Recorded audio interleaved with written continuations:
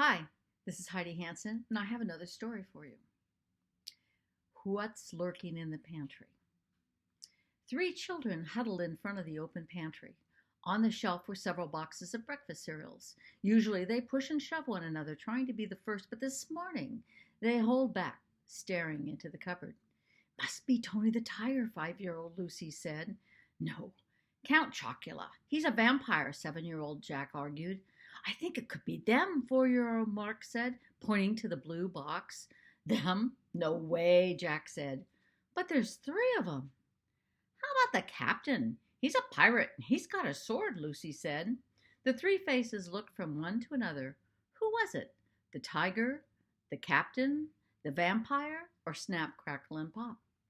What's holding you up? Pick your cereal. Let's get going, Mom said. They turned from the pantry in one movement. Could we have waffles? Jack asked. Pancakes, said Lucy, clapping her hands. Then Mother looked at them. But you always have cereal. She expected them to grab a box and sit down like usual, but they stood looking at her expectantly. Jack, get the waffles out of the freezer. Lucy set the table. We've got to get a move on. The children followed her orders, and as the waffles popped out of the toaster, they sat at the table and ate. So, which one is it? Mark whispered. Lucy looked at her brothers. Does Mom know? I still think it's Count Chocula or that leprechaun. He's a tricky guy.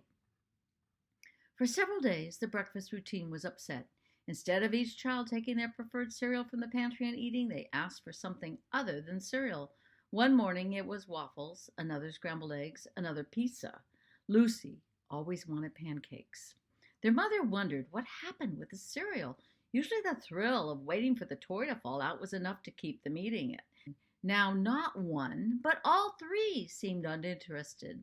She opened and tasted each of the cereals, checking to see if they were stale. No, the same sugary sweet as when she was a girl. That night at bedtime, Lucy said her prayers. God bless Mommy, Daddy, Jack, and Mark. She let out a deep breath. And please tell me who the serial killer is so I can eat Fruit Loops again. Her mother stifled a giggle and kissed her goodnight. Behind the closed bedroom door, she let loose with a laugh. You won't believe this. Her husband looked up from the book he was reading. What?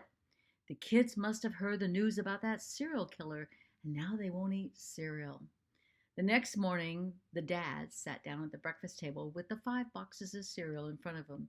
The kids were surprised to see their father there so late in the morning. Dad, be careful, Lucy warned. One of them is a killer. Mark sucked in his breath and popped his thumb into his mouth. Jack stood to his father's left. Dad, do you know which one it is? It's one we don't eat, so there's nothing to worry about. I heard they caught the killer and gave him life. Bowls and spoons clanged as the kids sat down, and the family breakfast routine returned to normal. Thank you for listening.